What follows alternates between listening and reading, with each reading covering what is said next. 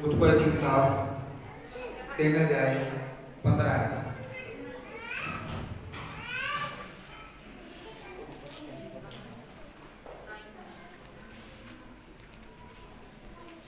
उत्पत्ति की किताब बुक ऑफ जेनेसिस 3 अध्याय 15 आयत।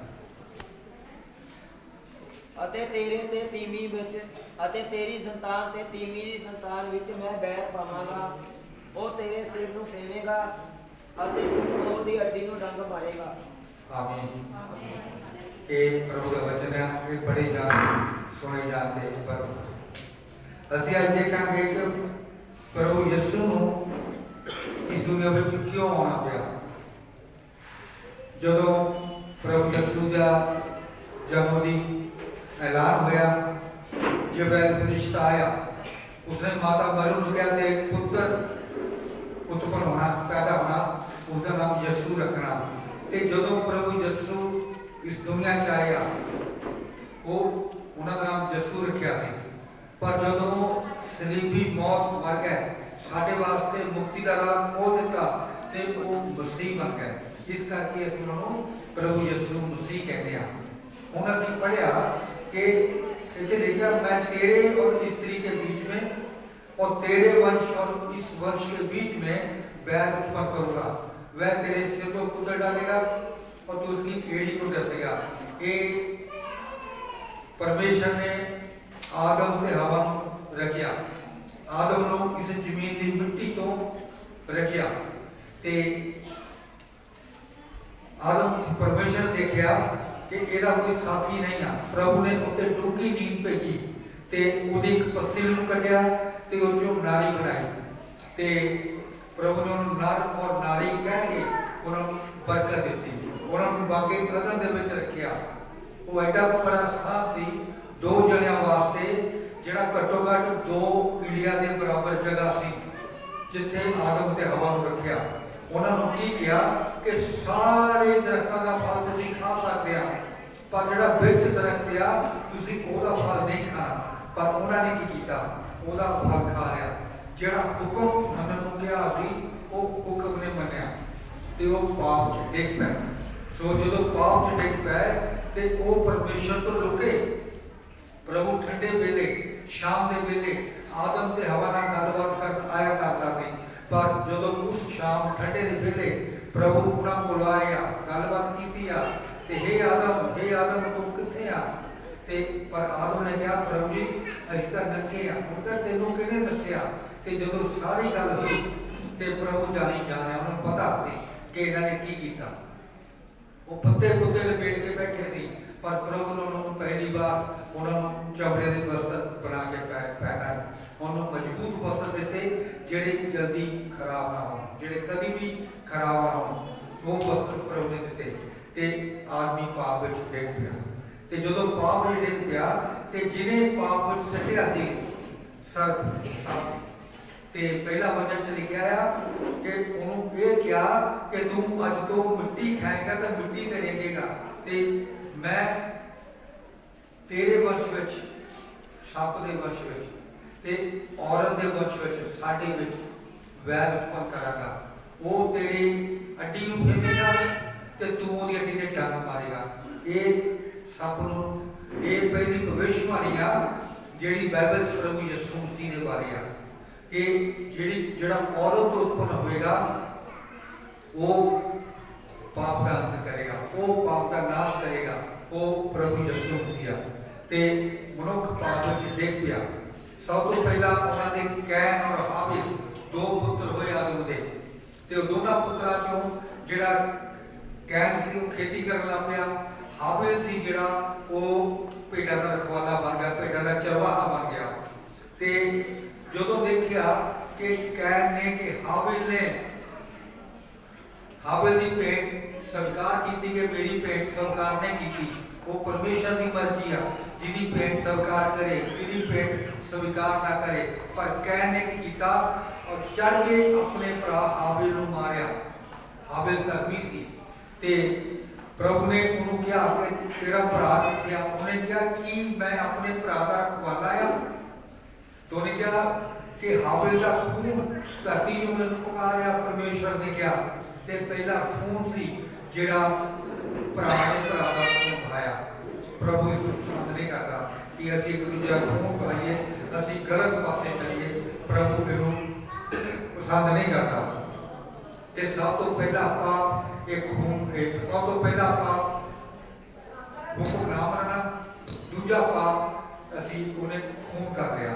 ते ये सब तो पहली नफरत सी जिहड़ी इस दुनिया दे विच है।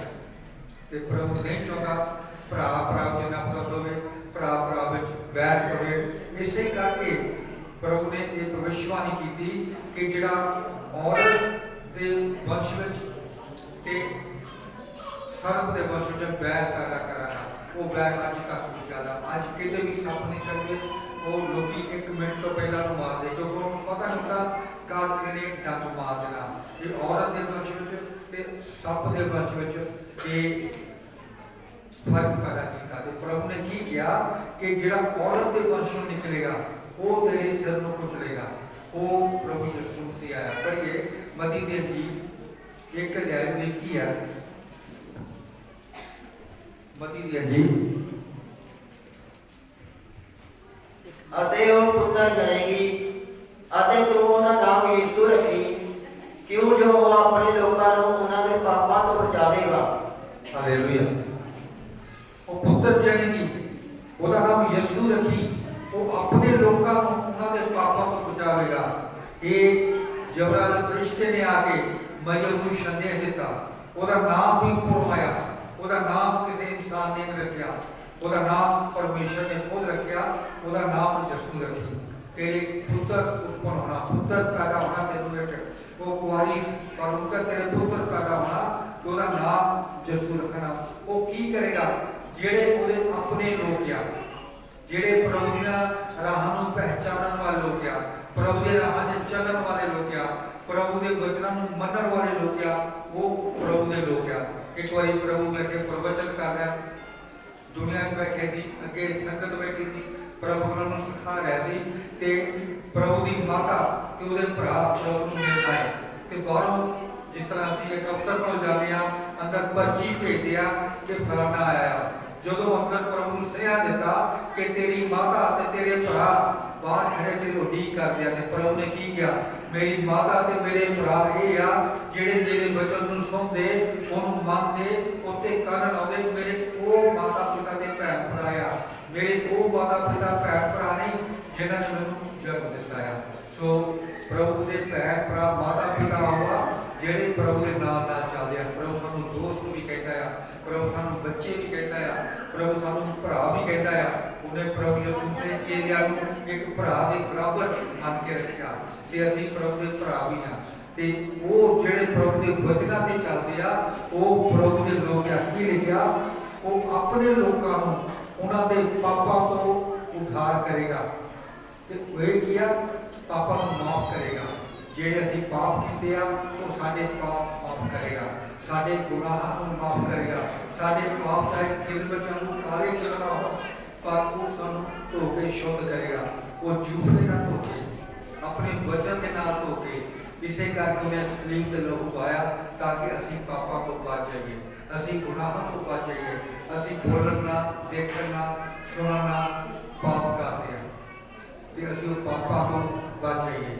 प्रभु यीशु मसीह का नाम यीशु रखिया। यीशु का मतलब मुक्ति, वो मुक्ति लैके आया। बहुत सारे लोग मुक्ति को क्लेम करते हैं पर प्रभु ने मुक्ति को दिखाया कि मुक्ति की चीज आ। वो मुक्ति को लैके आया। जे तू विश्वास करेगी तो अज ही तो अपने भरा देखोगे। उन्हें क्या मरियम नूं लाजर का जड़ा पा गया सी, 4 दिन लाजर मरे हो गया सी। ते जदों उन्हें कहा कि हाँ प्रभु असी क़यामत के दिन जिस दिन सारी दुनिया ने जी उठना, जदों प्रभु ने बदला देना असी उधर प्रभु को देखा गया। पर उन्हें की किया, जे तू विश्वास करेगी अज ही अपने 4 दिन के मुर्दे भरा को देखोगे।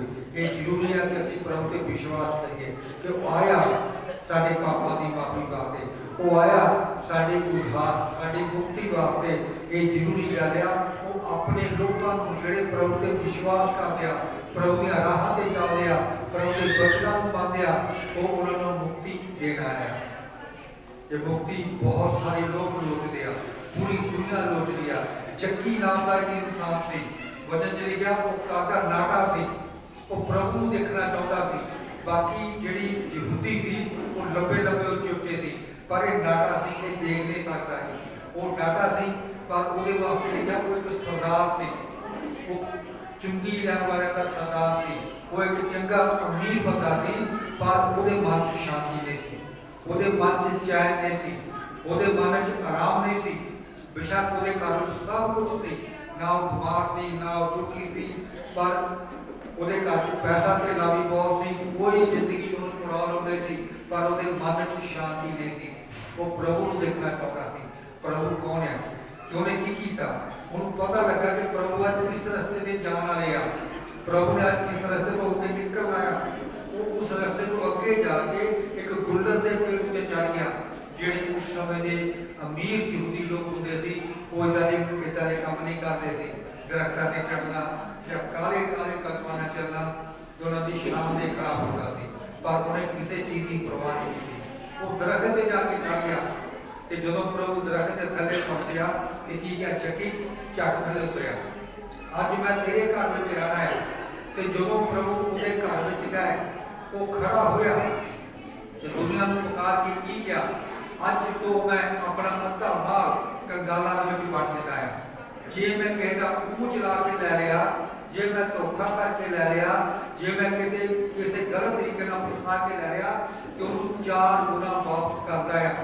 इसदा मतलब की आ, जिहड़ा साडा ये दुनियावी जीवन आ, इस जहान का जीवन आ, वो चंगा होना चाहिए।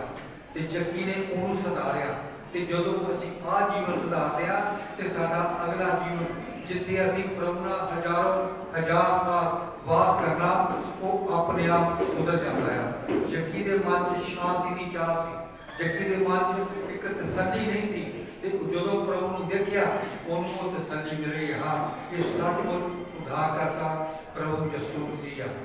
सचमुच ये उद्धार लैके दुनिया च आया, ये मुक्ति लैके दुनिया च आया, तो प्रभु की मुक्ति का दर्शन बहुत सारे लोगों ने पाया। शमौन नाम का एक बजुर्ग जिहड़ा प्रभु के वचनों से चला है, धर्मी मनुख सी, ते वो भगत मनुख भी सी, तो पवित्र आत्मा के सिखाउणा जो प्रभु यीशु मसीह बाहर छोड़ा गया सी 8 दिन का, जो उन्होंने लैके पवित्र हैकल उन्होंने मसा करन जा रहा सी, उन्होंने पवित्रीकरण करन जा रहा सी, आत्मा के सिखाउणा आया, उन्हें 8 दिन के उस बालक विचों मुक्ति के दर्शन कर लिया। तो उन्हें की किया, हुण तू अपने दास नूं अपनी मर्जी के अनुसार विदा कर रहा है। ये प्रभु की बरकत आ। जो प्रभु के राह ते चलते हैं, प्रभु सानू लंबी उम्र दिंदा। यशायाह की पुस्तक च लिखिया, उन्हां दी उम्र रुखा वांगू लंबी होवेगी जिहड़े प्रभु के राह ते चलते हैं, प्रभु के वचनां ते चलते हैं। ये प्रभु सानू बरकत दिंदा। पढ़िए यूहन्ना दी अंजील 8 अध्याय उसदी 56 आयत। ਤੁਹਾਡਾ ਪਿਤਾ ਅਬਰਾਹਮ ਮੇਰਾ ਦਿਨ ਵੇਖਣ ਨੂੰ ਆਨੰਦ ਸੀ, ਔਰ ਉਸ ਨੇ ਵੇਖਿਆ ਅਤੇ ਪ੍ਰਸੰਨ ਹੋਇਆ। ਹਾਲੇਲੂਇਆ। ਹੁਣ ਪ੍ਰਭੂ ਯਿਸੂ ਨੇ ਕੀ ਕਿਹਾ, ਤੁਹਾਡਾ ਪਿਤਾ ਅਬਰਾਹਮ ਮੈਨੂੰ ਦੇਖਣ ਨੂੰ ਪ੍ਰਸੰਨ ਸੀ।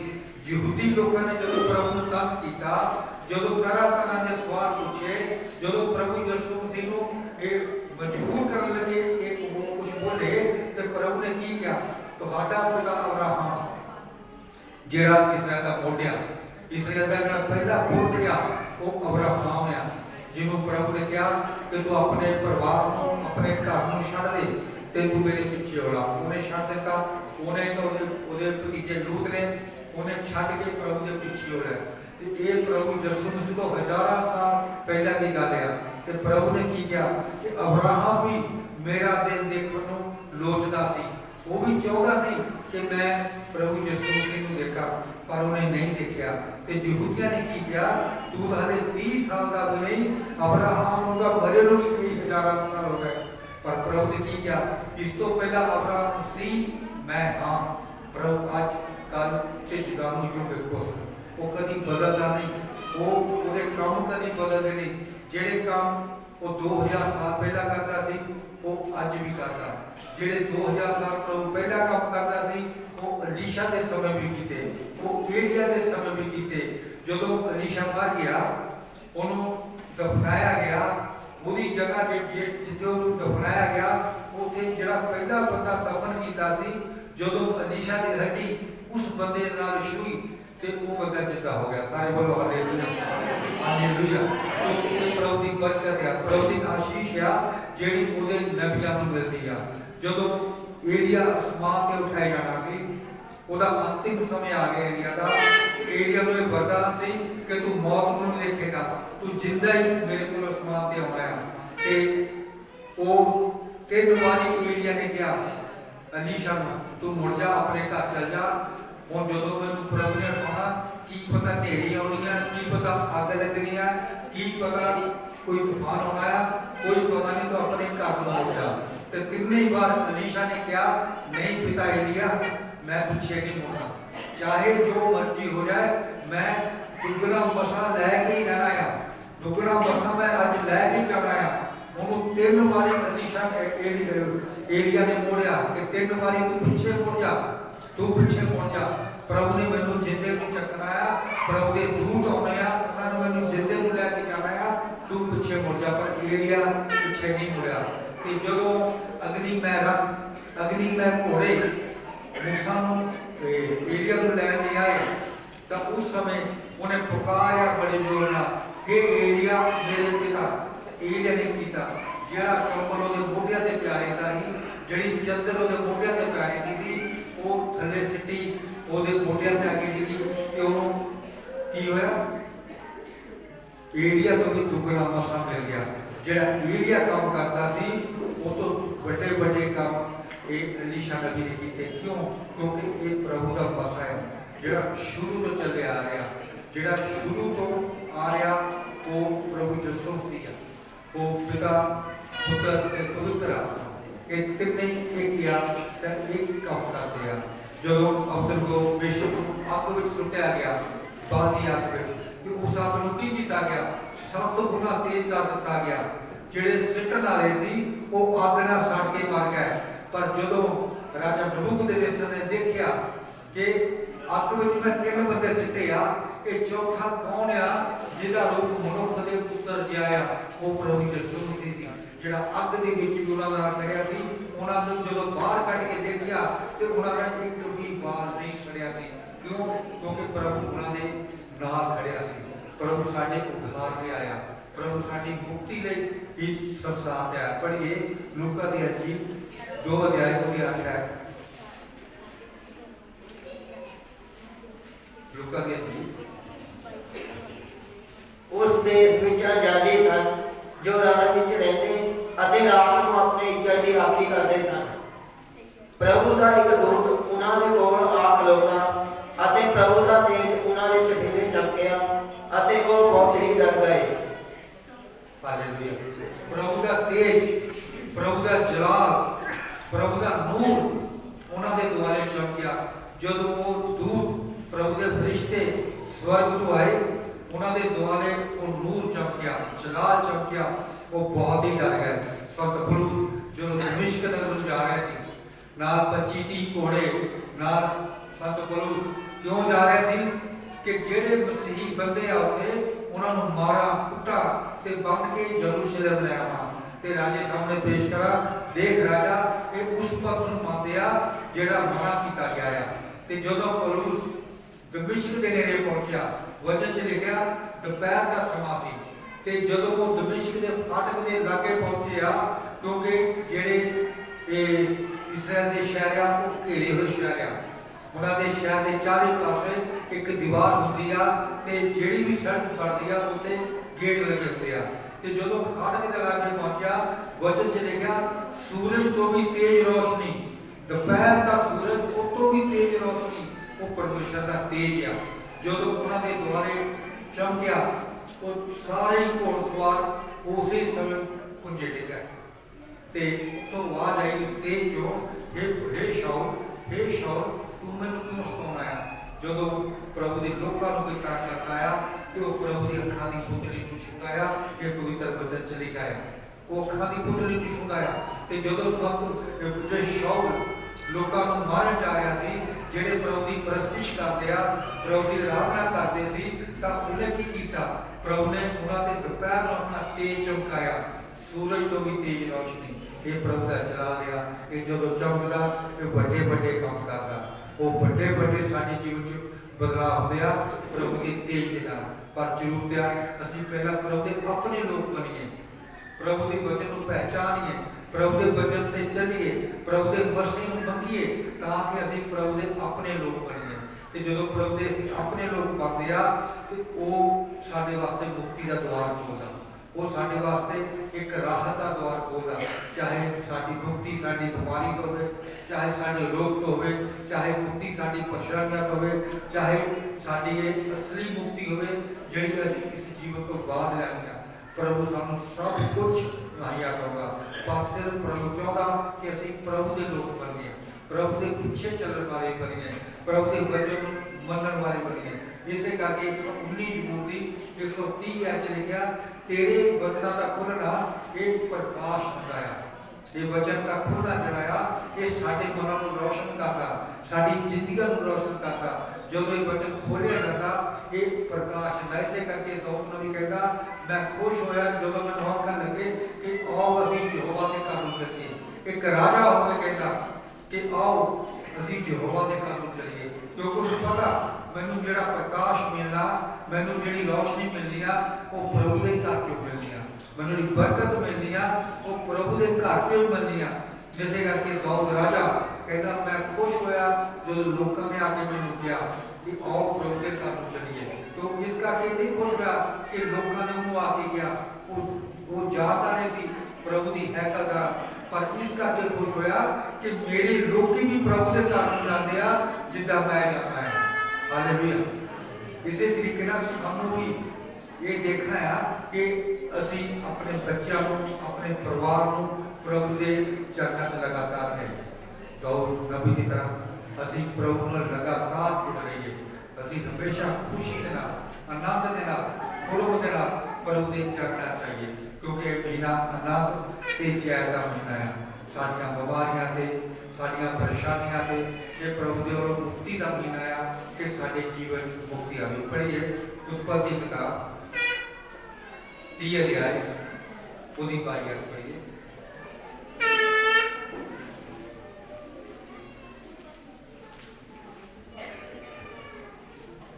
ਤਾਂ ਪਰਮੇਸ਼ਰ ਨੇ ਰਾਖੇਲ ਨੂੰ ਚੇਤੇ ਕੀਤਾ, ਔਰ ਪਰਮੇਸ਼ਰ ਨੇ ਉਹਦੀ ਸੁਣੀ, ਔਰ ਉਹਦੀ ਕੁੱਖ ਨੂੰ ਖੋਲਿਆ। ਹਾਲੇਲੂਇਆ। ਇਹ ਰਾਹੇਲ ਯਾਕੂਬ ਦੀ ਪਤਨੀ ਸੀ ਤੇ ਉਹਦੇ ਜਿਹੜੇ ਦੂਜੀਆਂ ਪਤਨੀਆਂ ਸੀ ਉਹਨਾਂ ਦੇ ਬਾਲ ਬੱਚੇ ਸੀ, ਉਹਨਾਂ ਦੇ ਬਾਲ ਬੱਚੇ ਸੀ, ਪਰ ਰਾਹੇਲ ਦੇ ਕੋਈ ਬੱਚਾ ਨਹੀਂ ਸੀ। ਜਦੋਂ ਯਾਕੂਬ ਨੇ ਪ੍ਰਾਰਥਨਾ ਕੀਤੀ, ਜਦੋਂ ਯਾਕੂਬ ਪ੍ਰਭੂ ਦੇ ਚਰਨਾਂ 'ਚ ਬੈਠਿਆ, ਜਦੋਂ ਯਾਕੂਬ ਪ੍ਰਭੂ ਦੇ ਚਰਨਾਂ 'ਚ ਪ੍ਰਾਰਥਨਾ ਕਰਨ ਲਈ ਗਿਆ,